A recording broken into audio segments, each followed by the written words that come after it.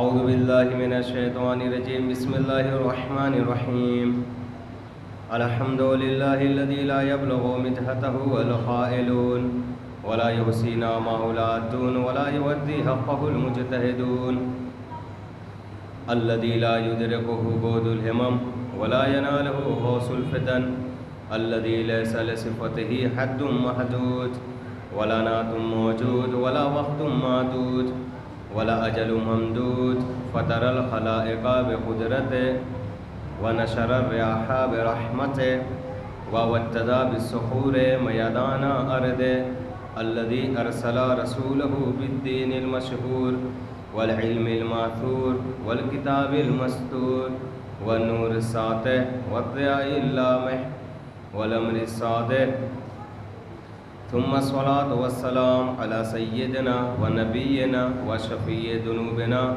إن شاء الله تبارك وتعالى في يوم القيامة وطبيب قلوبنا مولانا بالقاسم محمد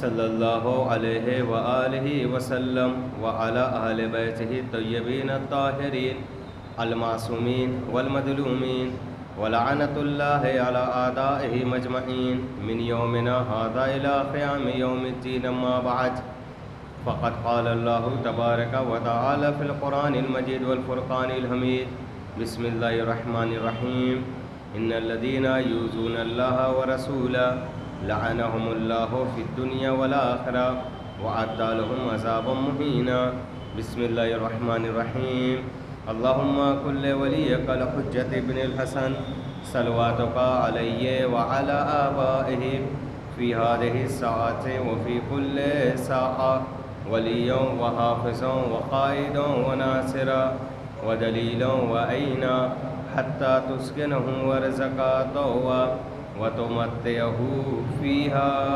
طويلا.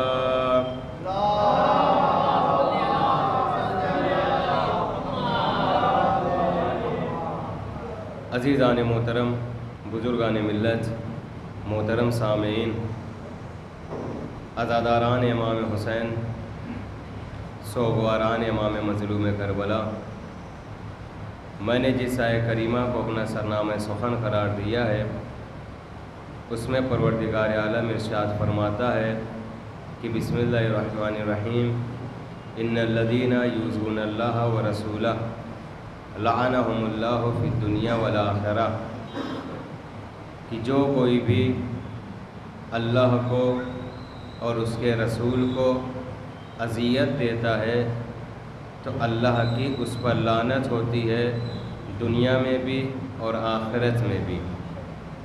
یعنی اگر اس دنیا میں رہنے والا کوئی شخص بھی اگر اللہ کو اور اس کے رسول کو اذیت دے گا تو اس کے اوپر دنیا میں بھی لعنت ہوگی اور آخرت میں بھی لعنت ہوگی. تو یہ آیت مربوط ہے لعنت سے. اب جو لوگ ہم سے سوال کرتے ہیں کہ شیعان حیدر کرار لعنت کرتے ہیں تو یہ لعنت ہے کہاں سے؟ قرآن کی سب سے بہترین مثال یہی ہے کہ اللہ کی اس پہ لعنت ہوتی ہے دنیا میں بھی اور آخرت میں بھی. قرآن میں اس آیت کا آنا اس بات کی دلیل ہے کہ دنیا میں کچھ لوگ ایسے ہیں جن کے اوپر لعنت کی جائے، کیونکہ یہ اللہ کا قول ہے اور اللہ کا قول جو ہے صرف ایک زمانے سے مخصوص نہیں ہوتا ہے، وہ ہر زمانے والوں کے لیے ہوتا ہے. تو اس کا مطلب رسول کے زمانے میں کچھ لوگ تھے جن کے اوپر لعنت کی جاتی تھی اور اسی طریقے سے اس وقت بھی کوئی نہ کوئی موجود ہے جس کے اوپر لعنت کی جائے گی. تو یہ آیت مربوط ہے لعنت سے کہ جو کوئی بھی رسول اور اللہ کو جو ہے اذیت پہنچائے گا اللہ کی دنیا میں بھی اس کے اوپر لعنت ہوگی اور آخرت میں بھی لعنت ہوگی. اس سے پہلے والی ایک آیت ہے جس میں اللہ تعالیٰ ارشاد فرماتا ہے کہ بسم اللہ الرحمن الرحیم ان اللہ و ملائکتہ یصلون علی النبی یا ایھا الذین آمنوا صلوا علیہ وسلموا تسلیما.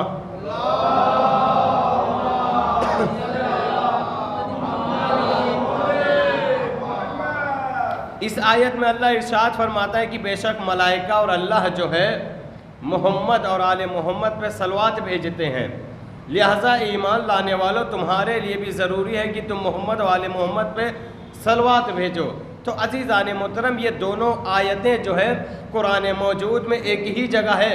سب سے پہلے اللہ نے کہا کہ دیکھو محمد والے محمد پہ درود بھیجو، محمد والے محمد پہ درود بھیجو۔ اس کے بعد والی آیت میں اللہ نے کہا کہ دیکھو جو کوئی بھی اللہ کو اس کے رسول کو اذیت پہنچائے گا تو اس کے اوپر جو ہے لعنت کی جائے گی، دنیا میں بھی اور آخرت میں بھی۔ اب زمانہ ہم سے پوچھتا ہے کہ شیعہ حضرات تولا بھی کرتے ہیں، تبرہ بھی کرتے ہیں، یہ تولا کہاں سے ہے، یہ تبرہ کہاں سے ہے؟ ان کے سامنے دونوں آیت پیش کی جائے۔ اللہ تعالیٰ نے پہلی آیت میں ارشاد فرمایا کہ تولا کیا جائے، دوسری آیت میں ارشاد فرمایا کہ تبرہ کیا جائے۔ ایک صلوات پڑھے پر محمد والے محمد۔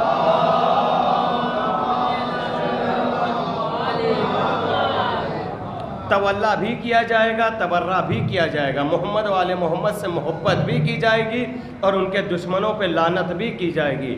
ہمارے اور آپ کے ذہن اچھا ہم لوگوں کے سامنے دلیل دیتے ہیں تو لوگ مانتے نہیں ہیں۔ ہم نے کہا کہ بھائی قرآن میں آیت موجود ہے، اللہ خود کہہ رہا ہے کہ اللہ کی لعنت ہوتی ہے اس پر، دنیا میں بھی اور آخرت میں بھی وہ شخص جو اللہ کو اور اس کے رسول کو اذیت پہنچاتی، اس کا مطلب لعنت کی جائے گی۔ اگر انہیں قرآن کی آیت پر یقین نہیں ہے تو میں آپ کے سامنے ایک چیز بیان کروں کہ دیکھیے اگر آپ نے کوئی بات کہی ہے تو اس کا اثر الگ ہوتا ہے، اور میں نے کوئی بات کہی ہے تو اس کا اثر الگ ہوتا ہے۔ اگر ہم سب مل کے کوئی بات کہیں گے تو اس کا اثر الگ ہوگا۔ میری بات سب تک نہیں پہنچے گی، میری بات لوگوں کے لیے حجت نہیں ہوگی، آپ کی بات جو ہے سب تک نہیں پہنچے گی، آپ کی بات لوگوں کے لیے حجت نہیں ہوگی۔ ہم سب مل کے کوئی ایک حکم بنائے تو یہ ہم سب جو مل کے حکم بنائے تو یہ ہم سب کے درمیان ہی محفوظ رہ جائے گا، لیکن یہ سب تک نہیں پہنچے گا۔ لیکن ایک بات وہ کہہ رہا ہے، کون کہہ رہا ہے؟ اللہ کہہ رہا ہے۔ کون اللہ؟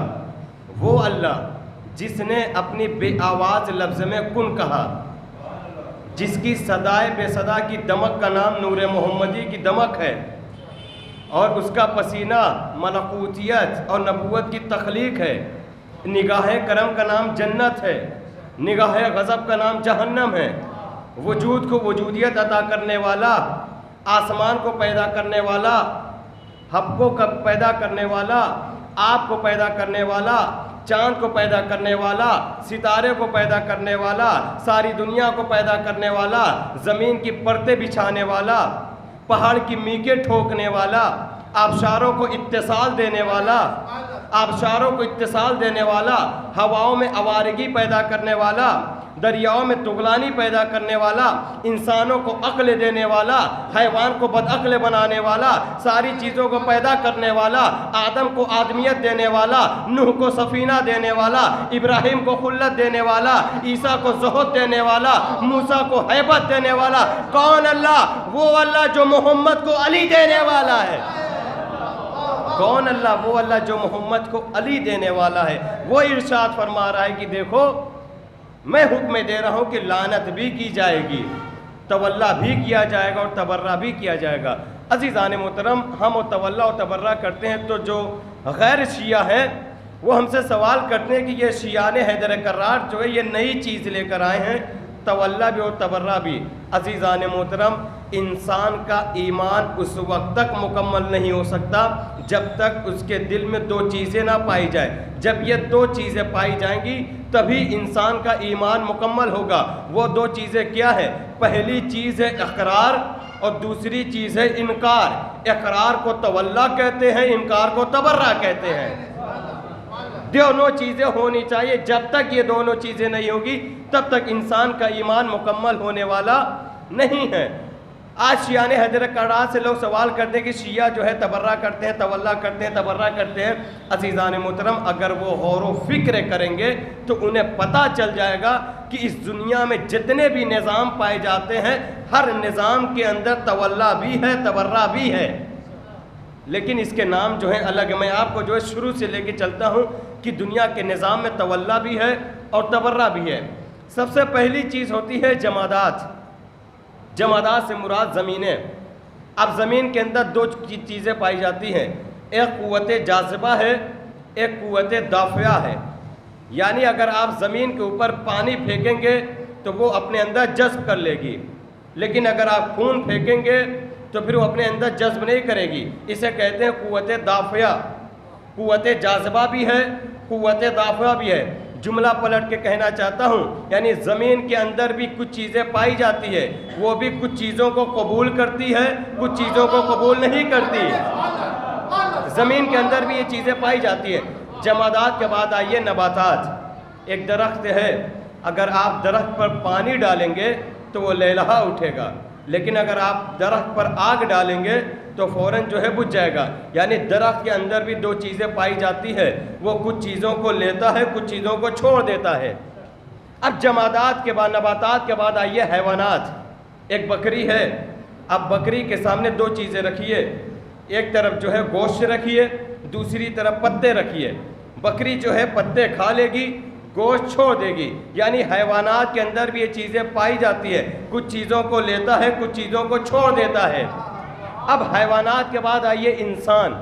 انسان کے اندر بھی دو چیزیں پائی جاتی ہے۔ اگر انسان کا کسی سے بہت زیادہ دوستی ہوتی ہے تو وہ دور ہی سے دیکھ کے فوراً کہتا ہے کہ سلام علیکم، لیکن اگر کسی سے دوستی نہیں ہوتی ہے تو بغل سے گزر جاتا ہے، سلام تک سے نہیں کرتا۔ یعنی انسان کے اندر بھی دو چیزیں پائی جاتی ہیں، کسی کو لیتا ہے، کسی کو قبول کرتا ہے، کسی کو قبول نہیں کرتا۔ حتیٰ کہ 2 دن کا بچہ ہو، 2 دن کا اگر بچہ ہے، اگر آپ اس کی زبان پہ شہد ٹپکائیں گے تو فوراً اپنی زبان کو جو ہے مزے سے جو ہے پھیر لے گا، لیکن جیسے اگر آپ اس کی زبان پر ایک قطرہ جو ہے لیمو ٹپکائیں گے تو وہ بھی اپنا منہ بنا لے گا۔ یعنی 2 دن کا بچہ ہے، اس کے اندر بھی یہ چیزیں پائی جاتی ہے کہ وہ بھی کچھ چیزوں کو لیتا ہے، کچھ چیزوں کو چھوڑ دیتا ہے۔ عزیزان محترم، ساری کائنات میں یہ نظام پائی جاتا ہے کہ کچھ چیزوں کو لیا جاتا ہے، کچھ چیزوں کو چھوڑ دیا جاتا ہے۔ جب یہی چیزیں عقیدت میں آ جاتی ہیں تو جسے لینا ہے اسے تولا کہتے ہیں، جسے چھوڑنا ہے اسے تبرہ کہتے ہیں۔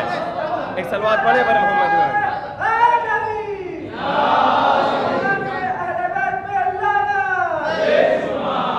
یعنی کچھ چیزوں کو لینا ہے اور کچھ چیزوں کو چھوڑ دینا ہے۔ جس چیز کو لینا ہے اسے تولا کہتے ہیں، اور جس چیز کو چھوڑ دینا ہے اسے تبرہ کہتے ہیں۔ تو عزیزان محترم، اپنے نظام کے اندر یہ 2 چیزیں ضرور برقرار رکھیے گا، تولا بھی اور تبرہ بھی۔ انسان کا ایمان اس وقت تک مکمل نہیں ہو سکتا جب تک اس کے اندر دونوں چیزیں نہ پائی جائیں، تولا بھی اور تبرہ بھی۔ ہم اور آپ جو ہے بہت زیادہ خوش ہو جاتے ہیں کہ اگر ہمارے سامنے جو غیر شیعہ رہتے ہیں اور ہمارے سامنے اہل بیت کی مدح کرتے ہیں، اہل بیت کی تعریف کرتے ہیں، تو فوراً ہم جو ہے انہیں اپنے سر پہ بٹھا لیتے ہیں کہ یار اتنے بڑھیا انسان ہیں، یہ علی کے فضائل پڑھ رہے ہیں، یہ امام حسن کے فضائل پڑھ رہے ہیں، یہ امام حسین کے فضائل پڑھ رہے ہیں، تو یہ تو شیعہ سے بڑھ کے ہوئے۔ حالانکہ یہ ہے غیر مذہب والے، لیکن یہ تو شیعہ سے بڑھ کے تعریف کر رہے ہیں، شیعہ سے بڑھ کے فضائل پڑھ رہے ہیں۔ عزیزان محترم، یہ ان کے فضائل پڑھنا صرف ظاہری ہوتا ہے۔ اگر ان کے اندر واقعاً ولایت ہوتی تو یہ تبرہ ضرور کرتے، کیونکہ انسان کی ولایت اس وقت تک مکمل نہیں ہوگی جب تک انسان تبرہ نہیں کرے گا۔ عزیزان محترم، حدیث کا جملہ میں آپ کے سامنے پڑھنے جا رہا ہوں۔ ہمارے اور آپ کے چھٹے امام فرماتے ہیں، کسی نے آ کے مولا سے پوچھا تھا کہ مولا ایک ایسا شخص ہے جو انہیں بھی چاہتا ہے، علی کو بھی چاہتا ہے، انہیں بھی چاہتا ہے، علی کو بھی چاہتا ہے۔ مولا نے فرمایا کہ دیکھو، اگر کسی کے دل میں ہماری محبت ہوئی اور اسی دل میں ہمارے دشمنوں کے لیے اس بال کے برابر بھی اگر نرم گوشہ ہوا تو پھر اسے ہماری شفاعت قبول نہیں ہوگی۔ تو عزیزان محترم، اگر آپ تولا کیے ہیں، اگر آپ علی کی ولایت کو مانتے ہیں تو آپ کو تبرہ بھی کرنا پڑے گا، کیونکہ برات بہت ضروری ہے۔ میں آپ کے سامنے ایک حدیث پڑھوں کہ برات کا کتنا زیادہ ثواب ہے۔ ہمارے اور آپ کے چھٹے امام حضرت امام جعفر صادق علیہ السلام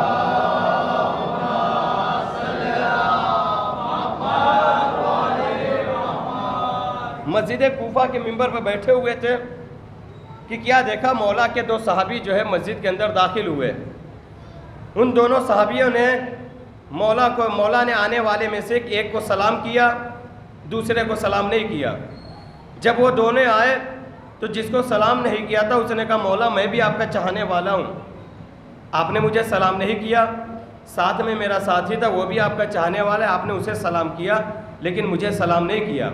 مولا نے فرمایا کہ دیکھو، جب تم دونوں داخل ہوئے تھے تو تم جو ہے ہمارے دشمنوں پہ لعنت کر رہے تھے، اسی لیے میں نے تم کو سلام نہیں کیا، اور وہ جو ہے ہم پر درود پڑھ رہا تھا اس لیے میں نے اسے سلام کیا۔ آنے والے نے کہا مولا تو آپ کے دشمنوں پہ لعنت نہیں کی جائے گی؟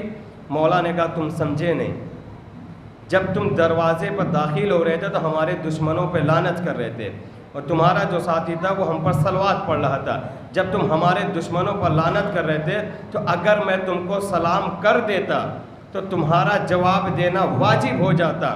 ہم اہل بیت چاہتے یہ ہیں کہ جب ہمارے قاتلوں پر کوئی لعنت کرے تو بیچ میں کوئی چیز بھی حال نہ ہو۔ یہ ہے تبرہ عزیزان محترم، یہ ہے تبرے کا ثواب۔ اور میں آپ کے سامنے ہمیشہ ایک ہی جملہ کہتا ہوں کہ اگر کوئی بچہ امتحان دینے جاتا ہے، ایگزام دینے جاتا ہے، میں اپنا ایکسپیرینس بتا رہا ہوں کہ ہم جب کہیں بھی امتحان دینے جاتے تھے اور امتحان کے درمیان اگر کوئی چیز ہم لوگ بھول جاتے تھے تو ہمارے استاد کہا کرتے تھے کہ دیکھو جب تم کوئی چیز بھول جاؤ تو وہیں پر بیٹھے بیٹھے جو ان پہ لعنت کرنا وہ چیز تمہیں فوراً یاد آ جائے گی۔ عزیزان محترم بہترین ثواب ہے اس میں آپ کے سامنے ایک اور حدیث بیان کروں۔ ہمارے اور آپ کے چوتھے امام کے پاس ایک صحابی آیا، مولا نے کہا کہ یہ بتاؤ انسان کے اوپر فرشتے کتنے ہیں؟ آنے والے نے کہا مولا 2 فرشتے ہیں، ایک دائیں رہتے ایک بائیں رہتے ہیں۔ مولا نے کہا یہ بتاؤ ان دونوں کا کام کیا ہے؟ کہا مولا ایک اچھائی کو لکھتا ہے دوسرا برائی کو لکھتا ہے۔ مولا نے کہا یہ بتاؤ کیا دونوں ایک ہی وقت میں مصروف ہو سکتے ہیں؟ اس نے کہا نہیں مولا، یا تو انسان اچھائی کرے گا یا تو برائی کرے گا، یا تو اچھائی لکھنے والا لکھے گا یا تو برائی لکھنے والا لکھے گا۔ ایک ہی وقت میں انسان 2 عمل نہیں کر سکتا کہ اچھائی بھی کرے برائی بھی کرے، یا تو اچھائی لکھنے والا فرشتہ مصروف ہوگا یا تو برائی لکھنے والا فرشتہ مصروف ہوگا۔ مولا نے کہا کہ اگر میں تمہیں ایک ایسا عمل بتا دوں جس سے دونوں فرشتے ایک ہی وقت میں مصروف ہو جائے۔ آنے والے نے ہاتھ جوڑ کے کہا مولا میں نے آج تک نہیں سنا تھا کہ کوئی دونوں فرشتے ایک ہی وقت میں ایک ساتھ مصروف ہو جائے۔ مولا وہ بتائیے عمل کیسا ہے؟ مولا نے فرمایا کہ اگر تم چاہتے ہو ایک ہی وقت میں دونوں فرشتے ایک ساتھ مصروف ہو جائے تو ہماری جدہ ماجدہ کے قاتلوں پہ لعنت کرنا۔ جو اچھائی لکھنے والا رہے گا وہ اچھائی لکھتا رہے گا، جو برائی لکھنے والا رہے گا وہ برائیوں کو مٹاتا رہے گا۔ یہ ہے جو اہل بیت کے دشمنوں پہ لعنت کرنے کا ثواب۔ عزیزان محترم کسی بھی میدان میں آپ جائیے گا لیکن لعنت کو کبھی نہ چھوڑیے گا، اور یہ لعنت جو ہے ہمارے بزرگوں نے ہمیں سکھائی بھی ہے۔ پتہ نہیں آپ کے یہاں یہ ہے کہ نہیں ہے، لیکن ہمارے ہاں جب بھی کوئی نظر ہوتی ہے اور لوگوں کو بلایا جاتا ہے، حتیٰ کہ چھوٹا بچہ بھی رہتا ہے، جب وہ نظر چکھنے لگتا ہے تو بزرگ اس سے یہی کہتے تھے بیٹا نظر چکھنے سے پہلے محمد و آل محمد کے دشمنوں پہ لعنت کرنا۔ ہمارے ہاں یہ جو ہے روایت پایا جاتا ہے کہ جب بھی کوئی چھوٹا بچہ، تو ہم نے بچپنے ہی سے اپنے بچوں کو سکھا دیا کہ دیکھو تمہارے اندر تولا بھی ہونا چاہیے اور تبرہ بھی ہونا چاہیے۔ اور عزیزان محترم اگر کوئی سیکھنا چاہتا ہے ایک ہی وقت میں تولا کیسے کیا جاتا ہے اور تبرہ کیسے کیا جاتا ہے، تو یہ چیز سکھانے کے لیے آپ ان سے سیکھ سکتے ہیں کہ جن کے لیے آج جو ہے نئی نئی زبانیں لوگ بولنے لگے ہیں، جناب مختار ثقفی کے لیے۔ اگر کوئی انسان سیکھنا چاہتا ہے کہ ایک وقت میں تولا کیسے کیا جائے اور تبرہ کیسے کیا جائے تو وہ جناب مختار ثقفی کی ذات سے سیکھے کہ جناب مختار ثقفی نے ایک ہی وقت میں تولا بھی کیا تھا اور ایک ہی وقت میں تبرہ بھی کیا تھا۔ وہ کیسے کیا تھا؟ جب عبید اللہ ابن زیاد ابن مرجانہ نے جناب مختار کو اپنے دربار میں بلایا، بلانے کے بعد جناب مختار سے ایک جملہ کہا، ایھا الکافر ایھا الزندیق هل انت تثیر الناس علی امیر المومنین یزید۔ اے کافر، اے زندیق، میں نے سنا ہے تو لوگوں کو امیر المومنین یزید کے خلاف بھڑکاتا ہے۔ عزیزان محترم جیسے ہی عبید اللہ ابن زیاد ابن مرجانہ نے جناب مختار ثقفی سے کہا ایھا الکافر ایھا الزندیق، میں نے سنا ہے تو امیر المومنین یزید کے خلاف لوگوں کو بھڑکاتا ہے، عزیزان محترم عبید اللہ ابن زیاد ابن مرجانہ کے کہنے کی دیر تھی، فوراً جناب مختار ہنس پڑے۔ جیسے ہی ہنسے تو فوراً عبید اللہ ابن زیاد ابن مرجانہ نے کہا کہ یہ بتاؤ کہ اگر آپ کسی کو کافر کہیں، اگر آپ کسی کو زندیق کہیں اور آپ کے سامنے وہ مسکرا دے تو قتل عام تو آپ کا ایسے ہی ہو جائے گا۔ عبید اللہ نے یہ سوچ کے کہا تھا کہ مختار کو غصہ آ جائے گا، لیکن جناب مختار جو ہے مسکرائے، اور مسکرانے کے بعد پھر غصہ بھی ہوئے۔ انہوں نے اپنے ہونٹ کو اپنے دانتوں تلے دبا دیا، اتنا زیادہ غصہ ہوئے۔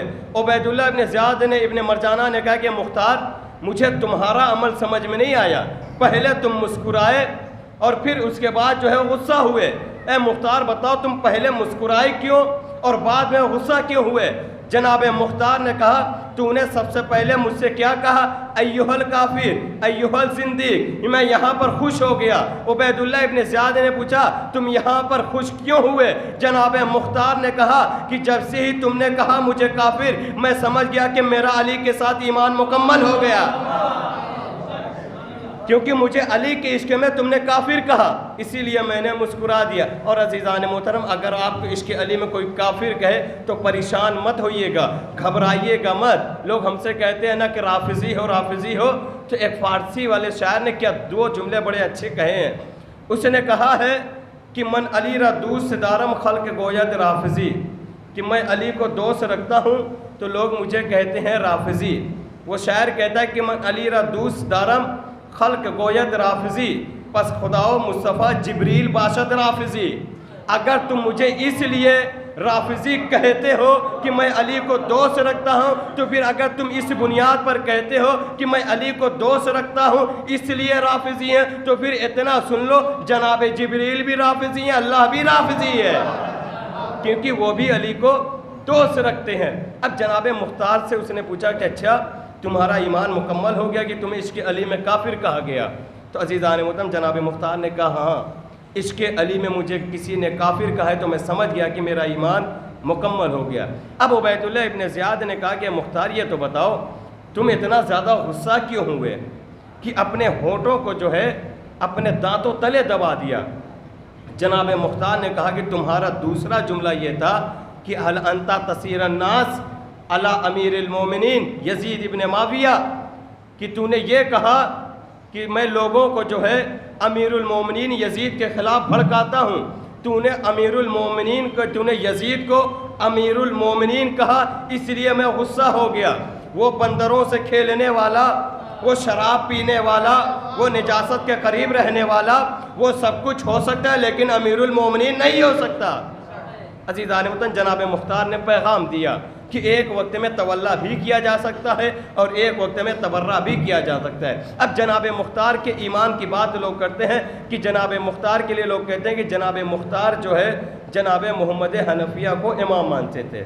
یہی بات پیش کی جاتی ہے نا کہ جناب مختار جو ہے جناب محمد حنفیہ کو اپنا امام مانتے تھے، مولا سجاد کو اپنا امام نہیں مانتے تھے۔ اور لوگوں نے یہاں تک سے بھی کہہ دیا ہے کہ جناب مختار نے جو قیام کیا تھا وہ قاتلان امام حسین سے بدلہ لینے کے لیے قیام نہیں کیا تھا، بلکہ اپنی حکومت کو قائم کرنے کے لیے قیام کیا تھا۔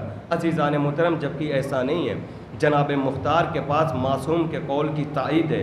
آپ کے سامنے صرف دو دلیل دوں گا، اس سے اندازہ لگا لیجئے گا کہ جناب مختار کا ایمان کہاں تک پہنچا تھا۔ جناب مختار علیہ السلام ابھی جو ہے 4 یا 7 یا 8 برس کے تھے اور وہ رہتے تھے مدینے میں۔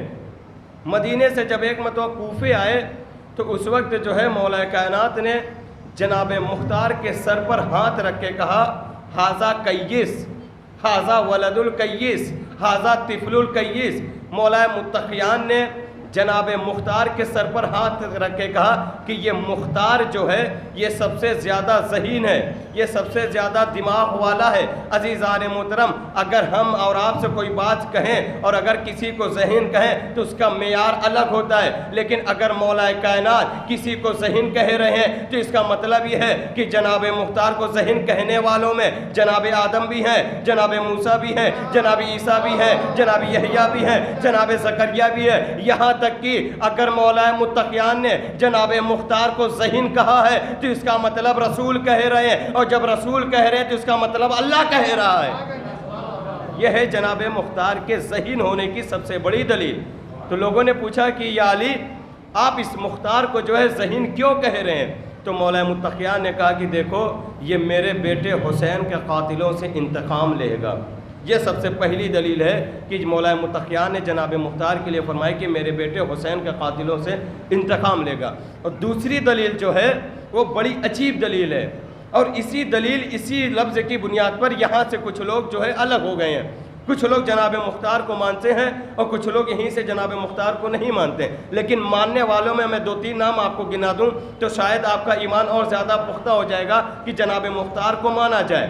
سب سے پہلی دلیل یہ ہے کہ استاد الفقہا ہمارے زمانے میں تو نہیں ہے، لیکن آج جو بزرگ ان کے زمانے میں رہے ہوں گے کہ آغائے خوئی ابو القاسم خوئی استاد الفقہا وہ کہتے ہیں کہ جناب مختار جو ایمان کے اعلیٰ درجے پر فائز تھے۔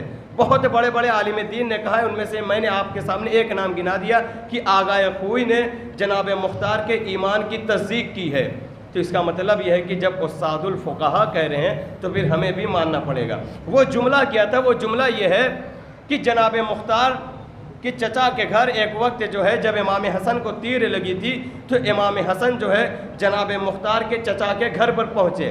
جب جناب مختار کو یہ پتا چلا کہ امام حسن میرے گھر پہ آئے ہیں تو ایک مرتبہ جناب مختار اپنے چچا سے کہتے ہیں کہ چچا جان دیکھیے، امیر شام جو ہے امام حسن کے خون کا پیاسا ہے، تو لہٰذا ہمیں چاہیے کہ ہم امام حسن کو امیر شام کے حوالے کر دیں۔ اب جتنے بھی امام حسن کے چاہنے والے تو انہوں نے تلوار کھینچ لی، کہا کہ مختار کیسی بات کرتے ہو، ہم امام حسن کو امیر شام کے حوالے کر دیں گے تو امیر شام جو فوراً امام حسن کو قتل کر دے گا۔ جناب مختار نے مسکرا کے فرمایا کہ دیکھو میں تمہارا امتحان نہیں لے رہا ہوں، میں اپنے چچا کا امتحان لے رہا ہوں، میں اپنے چچا کا امتحان لے رہا ہوں۔ تو جناب مختار کے چچا نے کہا کہ مختار کیسی بات کرتے ہو، میں بھی جو اہل بیت کا چاہنے والا ہوں، میں بھی امام حسن کی امامت کا قائل ہوں۔ جیسے ہی جناب مختار کے چچا نے یہ کہا کہ میں بھی امام حسن کی امامت کا قائل ہوں، میں بھی اہل بیت سے محبت کرنے والا ہوں، میں کیسے امام حسن کو امیر شام کے حوالے کر دوں گا، فوراً جناب مختار نے مسکرا کے فرمایا تو اب پتہ چل گیا کہ یہاں پر امام حسن جو ہے محفوظ رہیں گے۔ اب عزیزان محترم اسی جملے کی بنیاد پر بہت سے لوگ جو ہے یہاں سے الگ ہو گئے کہ جناب مختار نے ایسا کیوں کہا تھا۔ جناب مختار نے ایسا اس وجہ سے کہا تھا۔ اب جناب مختار کے ایمان کا اندازہ لگائیے گا کہ جناب مختار کا ایمان کہاں تک پہنچا تھا۔ جناب مختار امامت کے معاملے میں جب اپنے سگے چچا پر بھی شک کرے تو اگر کوئی امامت کے معاملے میں جناب مختار پر شک کرے تو پھر اس کے شجرے میں شک کیا جائے گا۔ ایک صلوات پڑھے پر محمد و آل محمد۔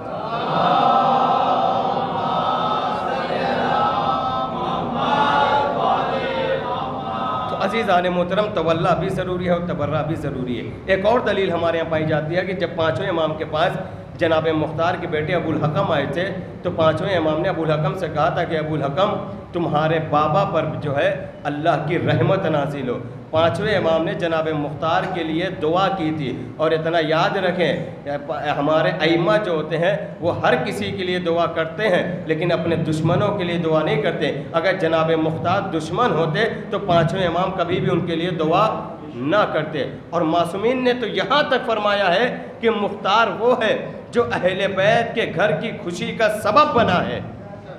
بہت بڑا جملہ ہے کہ مختار وہ ہے جو اہل بیت کے گھر کی خوشی کا سبب بنے ہیں۔ جب جناب مختار نے ہرملہ کا سر بھیجا تھا تب جا کے کہیں جو اہل بیت جو ہے مسکرائے تھے۔ تو عزیزان محترم جملہ کہنے کا دل کرتا ہے جس مختار کی وجہ سے اہل بیت مسکرائے ہوں اس مختار پہ کیسے شک کیا جا سکتا ہے۔ اور بہت سی دلیلیں ہیں، میں دینا چاہوں تو دے سکتا ہوں، لیکن یہاں سے میں اپنے موضوع کو آگے بڑھانا چاہتا ہوں کہ دیکھیے تولا بھی ضروری ہے اور تبرہ بھی ضروری ہے۔ ہمیں اور آپ کو چاہیے کہ تولا بھی کریں اور تبرہ بھی کریں۔ اگر ہمارے اور آپ کے دل میں اب یہاں سے میں جو ہے کچھ سخت باتیں آپ کے سامنے کرنا چاہوں گا کہ ہمارے اور آپ کے سامنے جب علی کی محبت ہے اور اہل بیت کی ولایت ہے تو ہمارا عمل بھی ویسا ہونا چاہیے جیسا اہل بیت چاہتے ہیں۔ لیکن یہ ایام جو چل رہے ہیں بہت اچھے ایام ازاں ہیں، اس میں ہر انسان جو ہے اتنا بلند ہو سکتا ہے کہ وہ فرشتوں سے بھی آگے نکل سکتا ہے اگر امام حسین کی عزاداری خلوص نیت سے کرے گا۔ لیکن انہی ایام میں ہم دیکھتے ہیں کہ ہمارے درمیان جو ہے جھگڑے ہونے لگتے ہیں، ہمارے درمیان جو ہے دوریاں ہونے لگتی ہیں، ہم ایک دوسرے کے جو ہے خون کے پیاسے تک سے ہو جاتے ہیں، ہم ایک دوسرے سے بات تک سے نہیں کرنا چاہتے ہیں۔ عزیزان محترم سب کچھ کریے گا لیکن عزاداری کو لے کر ایک دوسرے سے دشمنی کبھی نہ کیجیے گا، کیونکہ یہ ہمارا اور آپ کا معاملہ نہیں ہے، امام حسین علیہ السلام کا معاملہ ہے۔ جہاں کہیں بھی ہو سکے، جتنا بھی ہو سکے آپ خاموش رہیں۔ کسی بھی عزادار کو دیکھیں اگر غلط کام کر رہا ہے تو اسے پرسنلی جو ہے اس کے سمجھائیں، لیکن دوسروں کے درمیان بیٹھ کے اس کی غیبت نہ کریں کہ یہ فلاں جو ہے فلاں ایسا ہے، فلاں ایسا ہے، فلاں ایسا ہے۔ ہمارے ایک چیز بڑی عجیب پائی جاتی ہے کہ اگر ہمارے ہاں، بہت ذمہ داری کے ساتھ یہ جملہ کہنے جا رہا ہوں، اگر ہمارے ہاں کوئی ایک ایسا بندہ ہے جو نماز میں نہیں آتا لیکن صرف مجلس امام حسین میں آتا ہے، تو ہمارے ہاں کے لوگ جو ہے اسے بڑی حقارت کی نگاہ سے دیکھتے ہیں اور اسے یہی جملہ کہتے ہیں کہ دیکھو تم نماز نہیں پڑھتے تو پھر عزاداری امام حسین بھی نہ کرو، تم جو ہے امام حسین کی مجلس میں نہ آیا کرو کیونکہ تم نماز نہیں پڑھتے۔ عزیزان محترم غور کیجئے، اگر کوئی ایک بندہ ایسا ہے جو نماز نہیں پڑھ رہا ہے، صرف عزاداری کر رہا ہے، اور آپ کے اس جملے کہنے کی بنیاد پر وہ شخص جو عزاداری میں آ رہا تھا وہ وہاں سے دور ہو جائے، تو آپ اتنا یقین جانیں وہ تو نماز سے دور تھا ہی، اب عزاداری سے بھی دور ہو گیا۔ عزیزان محترم اگر کوئی شخص نماز نہیں پڑھ رہا ہے تو آپ اسے پرسنلی سمجھائیے، لیکن لوگوں کے سامنے چبوترے پہ بیٹھ کے اس کی حقارت نہ کیجیے کہ فلاں شخص نماز نہیں پڑھتا، صرف عزاداری کرتا ہے، صرف مجلس میں جاتا ہے۔ عزیزان محترم ہو سکتا ہے کہ اسی عزاداری میں آنے کی بنیاد پر، اسی مجلس میں آنے کی بنیاد پر اس کی توفیقات میں اضافہ ہو جائے۔ کل تک وہ نماز نہیں پڑھتا تھا، صرف مجلس میں آتا تھا، ہو سکتا ہے اسی مجلس میں آنے کی بنیاد پر وہ نماز بھی پڑھنے لگے، اور ایسا ہوا ہے اور ایسا ہوتا بھی ہے۔ ہم نے کئی جگہ پہ دیکھا کہ ایک شخص تھا جس کے اندر یہ عادت تھی کہ وہ ڈرنک کرتا تھا، بہت بڑا گناہ ہے، شراب پینا بہت بڑا گناہ ہے، مولا کائنات نے اس سے کہا ہے کہ دور رہا کرو، لیکن اس کے اندر یہ عادت تھی کہ وہ سال بھر پیتا تھا لیکن صرف محرم میں 2 مہینہ 8 دن نہیں پیتا تھا۔ تو لوگ اسے کہتے تھے کیسا انسان ہے، امام حسین کے ایام میں یہ شراب نہیں پیتا اور بقیہ دن میں تو پیتا ہے۔ تو لوگ جو اسے حقارت کی نگاہ سے دیکھتے تھے، لیکن عزیزان محترم وہ جو 2 مہینہ 8 دن نہیں پی رہا تھا وہ خلوص دل سے امام حسین کی عزاداری کر رہا تھا۔ اور جب مولا نے دیکھا کہ خلوص دل سے میری عزاداری کر رہا ہے تو فوراً مولا نے اس کے دل میں توفیقات کا اضافہ کر دیا۔ کل تک جو لوگ چبوترے پہ بیٹھ کے اس کی غیبت کیا کرتے تھے وہ وہیں چبوترے پر بیٹھے رہ گئے، لیکن آج وہ بندہ اتنا اعلیٰ ہو گیا کہ مسجد میں جھاڑو تک سے دینے لگا۔ کس بنیاد پر؟ صرف امام حسین کے مجلس کی بنیاد پر۔ عزیزان محترم اگر کوئی مجلس میں آنا چاہے تو اسے آنے دیجئے، اسے روکیے نا، اس کا اعمال اس کے ساتھ ہے۔ اور مجھے سمجھ میں نہیں آتا یہ جو لوگ ٹکراؤ کرتے ہیں کہ نماز اور عزاداری، نماز عزاداری، آپ سال بھر خاموش رہتے ہیں، سال بھر وہ جو بھی عمل کرتا ہے آپ کو اعتراض نہیں ہوتا، لیکن جیسے ہی محرم کا مہینہ آتا ہے آپ کو اعتراض ہونے لگتا ہے کہ تم نماز نہیں پڑھتے تو لہذا عزاداری بھی مت کرو۔ سال بھر وہ گناہ کرتا ہے لیکن تب آپ اعتراض نہیں کرتے، یہاں تک کہ اگر وہ شادی میں بھی بلاتا ہے تو آپ چلے جاتے ہیں، کھانے پہ بلاتا ہے تو چلے جاتے ہیں۔ پھر وہاں آپ کو یہ بات سمجھ میں نہیں آتی کہ آپ کھانے پہ نہ بلاؤ کیونکہ تم نماز نہیں پڑھتے، آپ شادی میں مجھے نہ بلاؤ کیونکہ تم نماز نہیں پڑھتے۔ تو عزیزان محترم اس وقت معاملہ اپنا رہتا ہے، اسی لیے لوگ چلے جاتے ہیں، لیکن جیسے ہی امام حسین کی عزاداری کا معاملہ آتا ہے لوگ یہاں پر زبانیں تراشنے لگتے ہیں کہ تم نماز نہیں پڑھتے، عزاداری بھی مت کرو۔ عزیزان محترم رویہ بدل دیجئے، یہ نہ کہیے کہ نماز نہیں پڑھتے تو عزاداری بھی، نماز نہیں پڑھتے تو عزاداری بھی مت کرو، بلکہ نماز پڑھنے والوں سے یہ کہیے کہ اگر تم نماز پڑھتے ہو تو عزاداری بھی کرو۔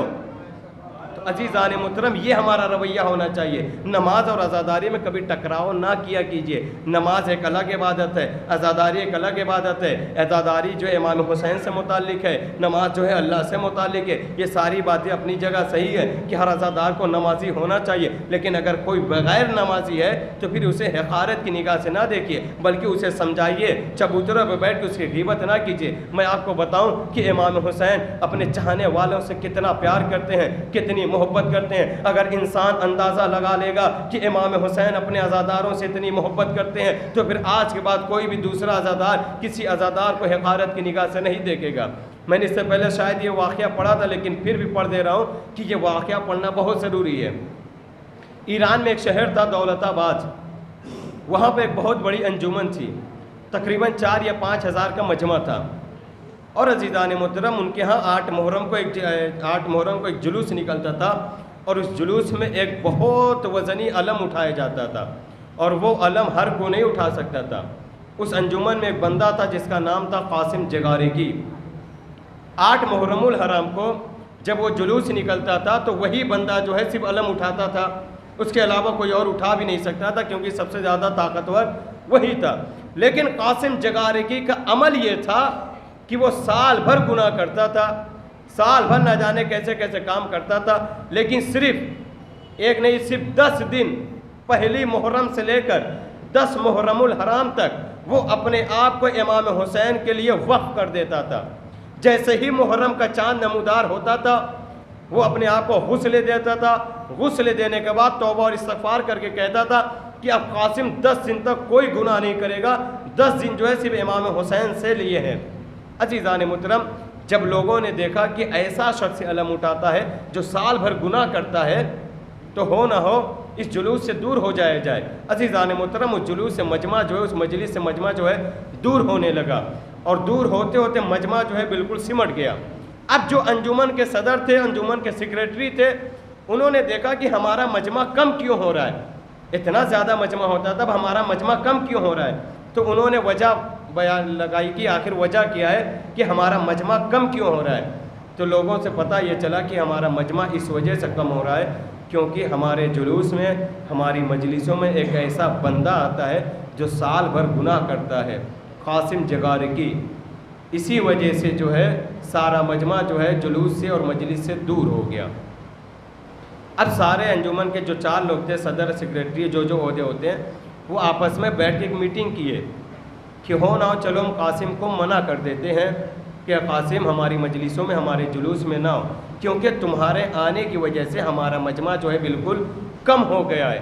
اب عزیزان محترم، آپس میں یہ میٹنگ طے تو کر لی کہ ہم قاسم کو منع کر دیں گے، لیکن اب کسی کی اندر ہمت نہیں ہو رہی کہ قاسم سے بات کرے تو کون کرے۔ میں ایک جملہ کہنے کا دل کیا چاہتا ہے، انسان جتنا بھی برا ہو جائے لیکن اس کے اندر ایک اچھائی ضرور ہوتی ہے۔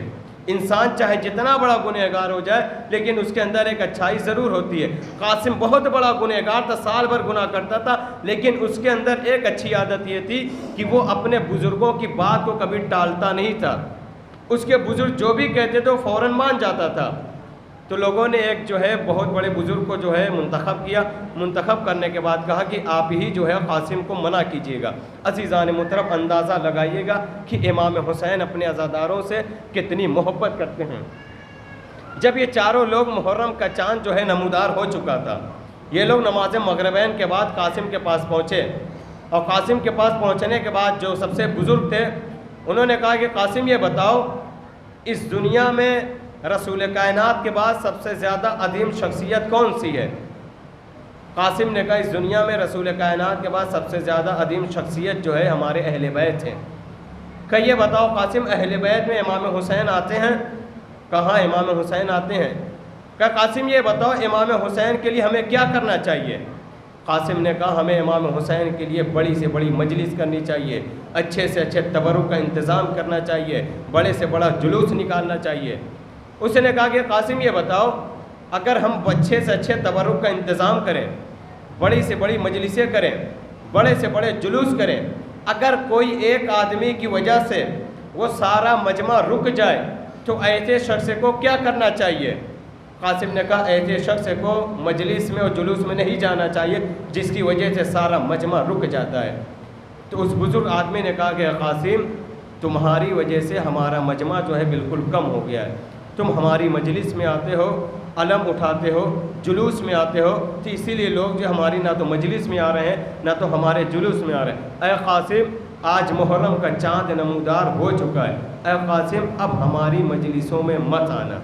عزیزان محترم، قاسم کہتا ہے کہ میرے دل پر خنجر چل گیا کہ جب انہوں نے مجھے امام حسین کی مجلس میں آنے سے منع کر دیا۔ رات ہو چکی تھی، مجلس کا ٹائم ہوا، بیوی بچے جانے لگے۔ بیوی بچوں نے قاسم سے کہا کہ مجلس میں نہیں چلنا ہے۔ قاسم نے کہا کہ تم لوگ جاؤ۔ اب قاسم اپنے بیوی بچوں کو بتائے تو کیسے بتائے کہ قاسم کو مجلس میں آنے سے منع کر دیا گیا۔ قاسم نے اپنے بیوی بچوں سے کہا کہ تم لوگ جاؤ، میں آتا ہوں۔ جب بیوی بچے چلے گئے مجلس میں، قاسم اپنے گھر میں اکیلا رہ گیا۔ قاسم اپنے کمرے میں گیا، چاروں طرف جو ہے اس نے کالے کپڑے لگائے۔ کالے کپڑے لگانے کے بعد قاسم کو جو کچھ بھی مرثیہ یاد تھا، جو کچھ بھی نوحہ یاد تھا وہ اکیلا بیٹھ کے مرثیہ پڑھتا تھا، روتا تھا، نوحہ پڑھتا تھا، روتا تھا، اور ایک ہی جملہ کہتا تھا، قاسم تمہارے عمل کیسے ہو گئے کہ لوگ تمہیں مجلس میں بھی آنے سے منع کر رہے ہیں۔ عزیزان محترم، قاسم کہتا ہے کہ لوگوں نے مجلس میں آنے سے منع تو کر دیا، لیکن میں اکیلے گھر میں بیٹھ کے امام حسین پہ گریہ کروں گا۔ ایک محرم گزری، اب سارا مجمع واپس آ گیا، سارے انجمن کے صدر، انجمن کے سیکریٹری جو ہے خوش ہو گئے، چلو ہمارا مجمع واپس آ گیا۔ ایک محرم گزری، مجمع ویسے ہی رہا، سارا مجمع واپس آ گیا۔ دو محرم گزری، سارا مجمع واپس آ چکا تھا، مجلسیں بڑی شان سے ہو رہی تھی، جلوس بڑے شان سے نکل رہے تھے، قاسم اکیلا روم میں بیٹھ کے امام حسین پہ گریہ کرتا تھا۔ دو محرم گزری، تین محرم گزری، چار محرم گزری۔ عزیزان محترم، جب 7 محرم الحرام آئی تو وہ انجمن کے 4 لوگ تھے، انجمن کے جو اراکین تھے جو قاسم کو منع کرنے گئے تھے وہ 4 لوگ تھے۔ جب 7 محرم الحرام کی رات میں وہ مجلس کر کے سوئے تو چاروں کے خواب میں امام حسین آئے، اور امام حسین آنے کے بعد کہتے ہیں کہ بتاؤ یہ تم کو کس نے حق دیا ہے کہ تم میرے عزادار کو میری مجلس میں آنے سے روک رہے ہو؟ یہ تم کو کس نے حق دیا؟ پہلا بندہ بیدار ہوا، اس نے پہلے بندے سے ملاقات کی، کہا میں نے ایسا خواب دیکھا ہے۔ اس نے کہا میں نے بھی یہی خواب دیکھا ہے۔ جب چاروں بندے اکٹھا ہوئے، چاروں بندوں نے ایک ہی بات کہی، ہم نے امام حسین کو یہی خواب میں کہتے ہوئے دیکھا ہے۔ اب چاروں جو ہے اپنے کیے پر بہت پچھتاوا کرنے لگے کہ ہمیں قاسم کو جو ہے منع نہیں کرنا چاہیے تھا۔ وہ چاروں یہی سوچ کر قاسم کے گھر پر آئے۔ عزیزان محترم، اپنا مقام پہچانیے گا، جب آپ مجلس میں آتے ہیں امام حسین کا ذکر کرتے ہیں تو امام حسین کی نگاہ میں آپ کی عزت کیا ہے؟ جب یہ چاروں قاسم کے گھر پر آئے تو قلباب کیا، بچے نے دروازہ کھولا، ان چاروں نے پوچھا یہ بتاؤ تمہارے بابا کہاں ہیں؟ کہا جلدی سے چلیے، میرے بابا جو ہے بس دنیا سے جانے والے ہیں۔ کہا کہاں ہے تمہارے بابا؟ اب ایک مرتبہ جیسے ہی کمرہ کھولا گیا تو لوگوں نے کیا دیکھا کہ قاسم اپنے سر کو دیوار میں ٹکرا رہا ہے، اس کے سر سے خون جاری ہے۔ عزیزان محترم، یہ جلدی سے بڑھ کے قاسم کو روکتے ہیں، روکنے کے بعد کہتے ہیں یہ بتاؤ یہ قاسم تم اپنے سر کو دیوار میں کیوں ٹکرا رہے ہو؟ عزیزان محترم، جب وہ قاسم جگارگی کہتا ہے ارے مجھے نہیں معلوم تھا، میں اتنا گنہگار بندہ تھا، میں امام حسین پہ گریہ کرتے کرتے سو گیا تھا، اور جیسے ہی سو گیا تو خواب میں میرے مولا حسین آئے اور امام حسین نے ایک جملہ کہا، اے قاسم مجھے معاف کر دینا، لوگوں نے تم کو مجلس میں آنے سے روک دیا، لیکن اے قاسم اتنا بتاؤ کہ جس ہاتھ سے تم ماتم کرتے ہو میرے لیے، اے قاسم کیا تم اسی ہاتھ سے گناہ کر سکتے ہو؟ قاسم کہتا ہے میں اتنا گنہگار بندہ تھا لیکن پھر بھی امام حسین کو میری اتنی زیادہ فکر تھی، میں سال بھر گناہ کرتا تھا، گناہ سے دور نہیں رہتا تھا، لیکن میں میرے مولا حسین کو اتنی زیادہ میری فکر تھی۔ عزیزان محترم، قاسم جو ہے روتا ہی گیا، روتا ہی گیا، روتا ہی گیا، اور جب 8 محرم کی حرام صبح نمودار ہوئی، عزیزان محترم قاسم جگارگی نے اسی شان کے ساتھ علم اٹھایا، علم اٹھا رہا تھا، رو رہا تھا۔ روایت میں ملتا ہے کہ 8 محرم گزری، قاسم رو رہا تھا، 9 محرم گزری، قاسم رو رہا تھا، جب 10 محرم آئی تو عزیزان محترم قاسم روتے روتے اس دنیا سے چلا گیا، اور آخری جملہ ایک ہی کا، اے حسین کے عزادارو، اگر تم حسین کا ماتم کرتے ہو تو جن ہاتھ سے ماتم کرتے ہو ان ہاتھ سے کبھی گناہ نہ کرنا۔ اتنا یاد رکھ لینا کہ امام حسین کو سب کچھ پسند ہے، لیکن امام حسین کے اپنے عزاداروں کا گناہ کرنا نہیں پسند ہے۔ ایک صلوات پڑھے بر محمد و آل محمد۔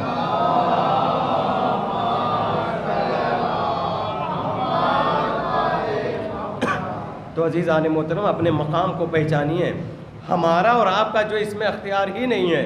ہم اور آپ جو ہے ایک دوسرے کے لیے کمنٹ کرتے ہیں، اگر کوئی نوحہ پڑھنے کے لیے کھڑا ہو جاتا ہے تو پھر آپس میں جو ہے چمی گوئیاں کرتے ہیں کہ اس کا امام باڑا نہیں تھا، اس کی مجلس نہیں تھی، اس کا تبرک نہیں تھا، یہ فلاں انجمن کا تھا، فلاں انجمن کا تھا، یہ ہماری انجمن میں آ کے نوحہ کیوں پڑھ رہا ہے؟ عزیزان محترم، یہ ساری چیزیں بند کر دیجئے۔ امام حسین کے لیے کوئی انجمن نہیں ہے، امام حسین کے لیے بس ایک ہی جملہ ہے، وہ ہے عزادار۔ اگر عزادار ہو تو امام حسین علیہ السلام جو ہے تمہیں اپنے سینے سے لگائیں گے، لیکن شرط ہے کہ عزاداری جو ہے خلوص کے ساتھ کیجیے۔ اور عزیزان محترم، کسی بھی عزادار کو حقارت کی نگاہ سے نہ دیکھیے، ہر عزادار کا احترام کیجیے، چاہے وہ مرثیہ پڑھنے والا ہو، چاہے وہ نوحہ پڑھنے والا ہو، چاہے وہ جوتوں کو جو ہے ٹھیک کرنے والا ہو، اگر عزادار ہے تو اس کی عزت ہمارے لیے واجب ہے۔ عزیزان محترم، ہم اور آپ یہی کہتے ہیں کہ ہمارے دل میں ولایت ہے، ہمارے دل میں علی کی محبت ہے، ہمارے دل میں جو ولایت ہے آیا ویسے ہی ولایت ہے جیسی ولایت ہونی چاہیے؟ عزیزان محترم ویسی ولایت ہمارے دل میں نہیں ہے. ہمارے دل میں ویسی ولایت ہونی چاہیے جیسے جو ہے کمال یہ نہیں ہے, جملہ کہا جاتا ہے نا کہ کمال یہ نہیں ہے کہ ہم کہیں کہ ہم علی کے چاہنے والے ہیں, کمال یہ ہے کہ علی کہے یہ میرا چاہنے والا ہے. جناب میثم تمار جیسے بنو. میثم تمار کے بارے میں سنا ہے نا. جناب میثم تمار کون تھے؟ جناب میثم تمار وہ تھے جو کھجور بیچنے والے تھے. تمار اسی لیے کہا جاتا ہے کہ کھجور بیچنے والے تھے. ان کے دل میں علی کی ولایت کیسی تھی؟ روایت کا جملہ ہے کہ جب مولا متقیان مسجد کوفہ سے باہر نکلتے تھے تو لوگ سے پوچھتے تھے یہ بتاؤ میثم کہاں ہے؟ لوگ کہتے تھے مولا وہ اپنی دکان پہ ہوگا. مولا جو ہے دکان پہ جاتے تھے. پھر دوسرے دن مسجد سے باہر نکلے, پھر لوگوں سے پوچھا کہ بتاؤ میثم کہاں ہے؟ لوگوں نے کہا مولا دکان پہ ہوگا. مولا دکان پہ گئے. پھر تیسرے دن مولا مسجد سے باہر نکلے, پھر لوگوں سے پوچھا یہ بتاؤ میثم کہاں ہے؟ لوگوں نے کہا مولا جب آپ کو معلوم ہے کہ میثم کی دکان فلاں جگہ ہے تو پھر روزانہ آپ آ کے ہم سے سوال کیوں کرتے ہیں کہ میثم کہاں ہے, میثم کہاں ہے, میثم کہاں ہے؟ مولا متقیان نے جناب میثم کے لیے بہت پیارا جملہ فرمایا. مولا متقیان نے کہا کہ دیکھو جس کے دل میں جس کی محبت ہوتی ہے اس کا نام لینے میں بڑا اچھا لگتا ہے.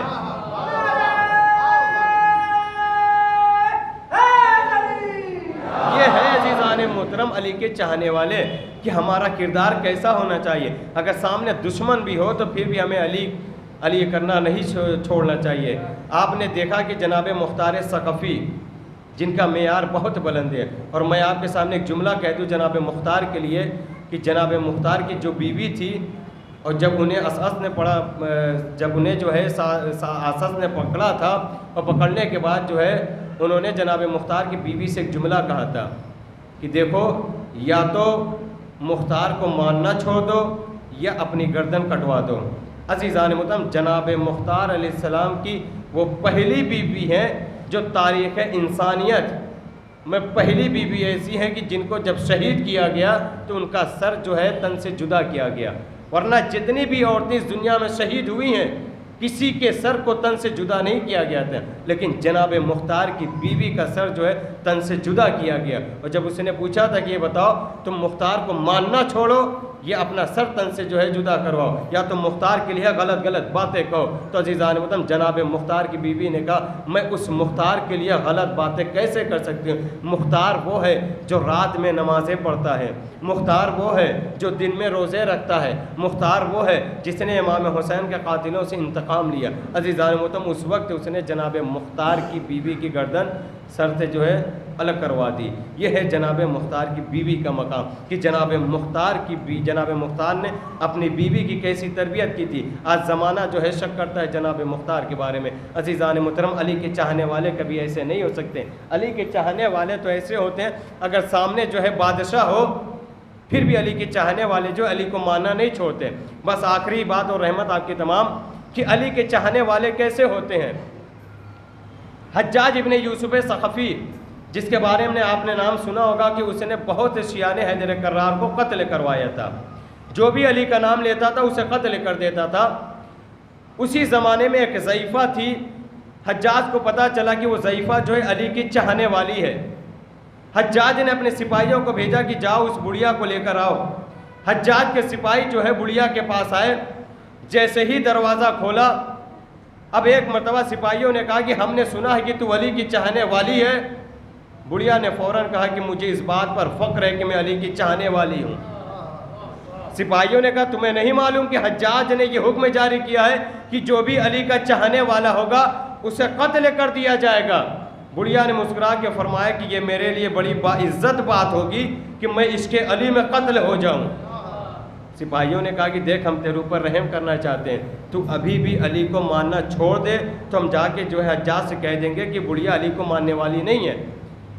بڑھیا نے کہا کہ حجاج کے سپاہیوں تم اگر میرے بدن کا ریشہ بھی کر دو گے پھر بھی میں علی کو ماننا نہیں چھوڑوں گی. سپاہیوں نے دیکھا کہ جب یہ موت خود اپنی بلا رہی ہے تو اس کو لے کے چلتے ہیں. حجاج کے پاس لایا گیا اس بڑھیا کو. بڑھیا سے اس نے سوال کیا حجاج نے یہ بتاؤ ہم نے سنا کہ تم علی کو بہت زیادہ چاہتی ہو.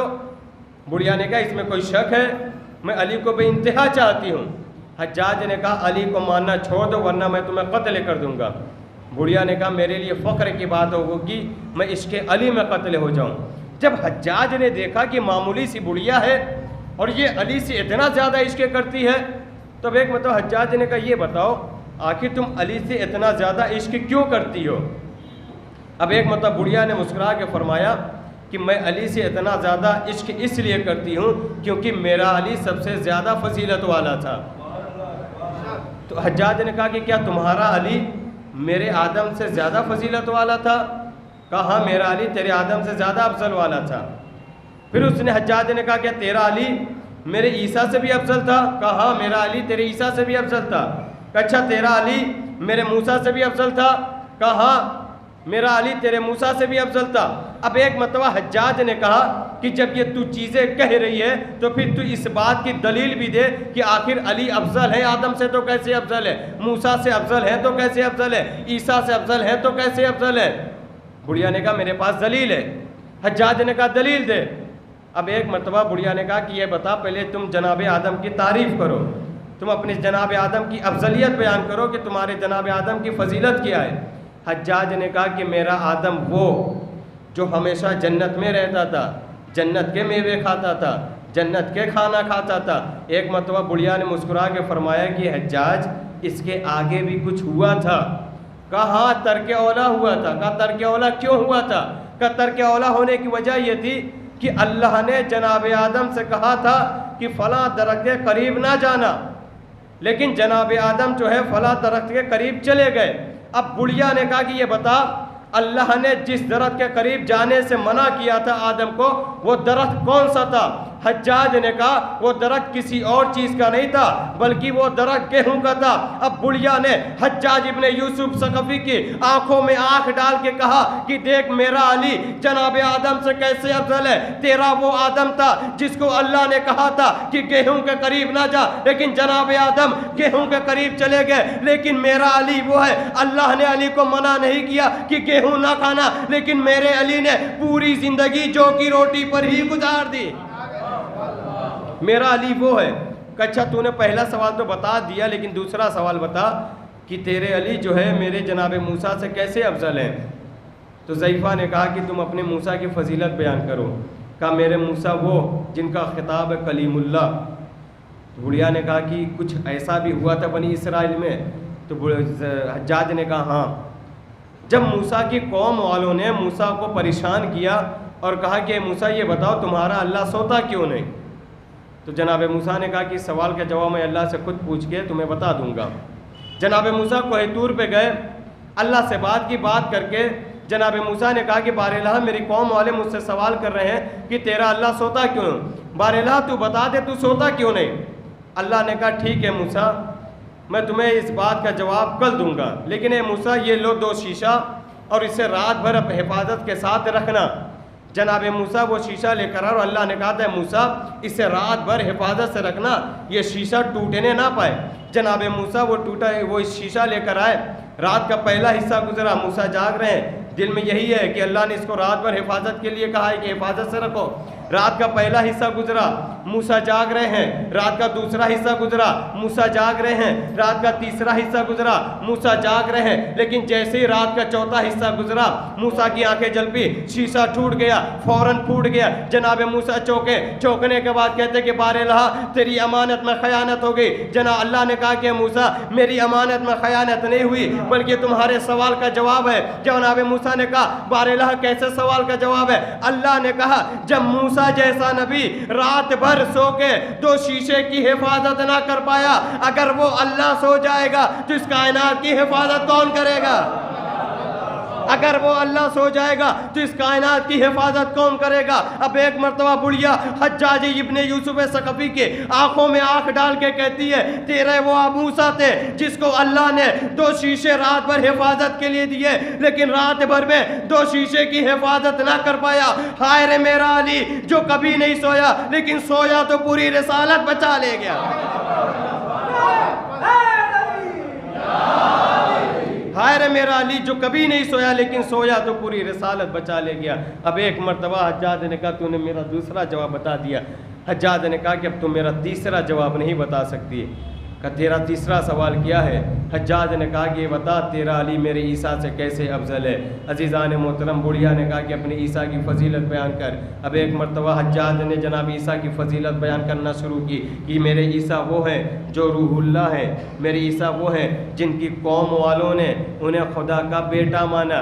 بڑھیا نے مسکرا کے فرمایا اے حجاج ابن یوسف ثقفی، تیری عقل کو کیا ہو گیا؟ تیرے وہ عیسیٰ ہیں جن کی قوم والوں نے انہیں خدا کا بیٹا مانا، لیکن میرا علی وہ ہے جن کو ماننے والوں نے انہیں خدا ہی مان لیا۔ یہ ہے جناب مولا کائنات کی فضیلت۔ اور عزیزان محترم مولا کائنات نے اپنے آخری لمحے میں جناب ساسا سے ایک ہی جملہ فرمایا تھا کہ جناب ساسا نے آ کے پوچھا تھا مولا یہ بتائیے آپ سارے انبیاء سے افضل ہیں؟ مولا کائنات نے کہا تھا کہ ساسا میں سارے انبیاء سے افضل ہوں سوائے رسول کائنات سے۔ عزیزان محترم مولا کائنات نے ایک ایک نبی کا نام گنایا تھا اور کہا تھا اے ساسا میں آدم سے افضل ہوں اس وجہ سے، میں موسیٰ سے افضل ہوں اس وجہ سے، میں عیسیٰ سے افضل ہوں اس وجہ سے۔ آج دنیا ہم سے سوال کرتی ہے کہ ہم علی کو اتنا کیوں مانتے ہیں، علی کا اتنا نام کیوں لیتے ہیں؟ عزیزان محترم وجہ یہی ہے کہ مولا کائنات تمام نبیوں سے افضل ہے سوائے رسول کائنات کے، اور علی کے جتنے بھی فضیلت بیان کی جائے گی وہ کم ہے۔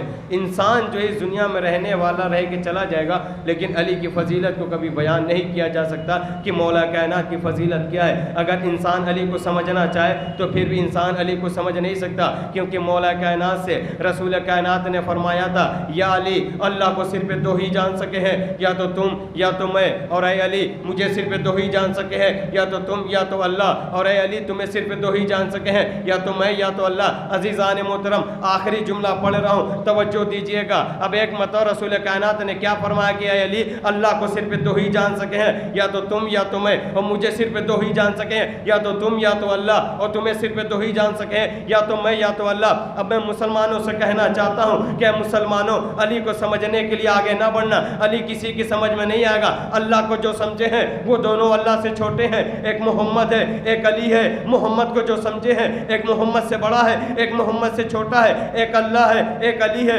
علی کو جو سمجھے ہیں وہ دونوں علی سے بڑے ہیں، ایک محمد ہے ایک اللہ ہے۔ اے مسلمانوں میں تم سے کہنا چاہتا ہوں کہ علی کو سمجھنے کی کوشش نہ کرنا، کیونکہ علی کو سمجھنے کے لیے یا تو محمد ہونا پڑے گا یا تو اللہ ہونا پڑے گا۔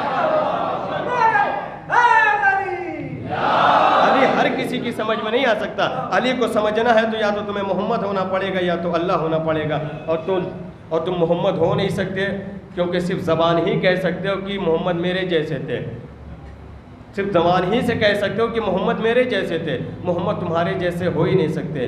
تم ناری ہو، تم ناری ہو وہ نوری ہے، تم ناری ہو وہ نوری ہے۔ ایک جملہ کہتی ہوں، تم رضی اللہ ہو وہ صلی اللہ ہے، تم رضی اللہ وہ صلی اللہ۔ نبی تمہارے جیسے نہیں ہو سکتے، محمد تمہارے جیسے نہیں ہو سکتے، محمد تمہارے خواب کے بھی جیسے نہیں ہو سکتے۔ کسی پولیس اسٹیشن میں یہ مقدمہ درج کیا گیا تھا کہ جو ہے ماشاءاللہ سے داڑھی والے مولانا نے خواب دیکھ لیا کہ انہوں نے خواب میں کیا دیکھا کہ میں اپنے بیٹے کو جو ہے پولیس اسٹیشن کے سامنے ذبح کر رہا ہوں، تو فوراً خوش ہو گئے کہ جس طریقے سے جناب ابراہیم نے خواب میں دیکھا تھا اسی طریقے سے میں نے بھی خواب میں دیکھ لیا۔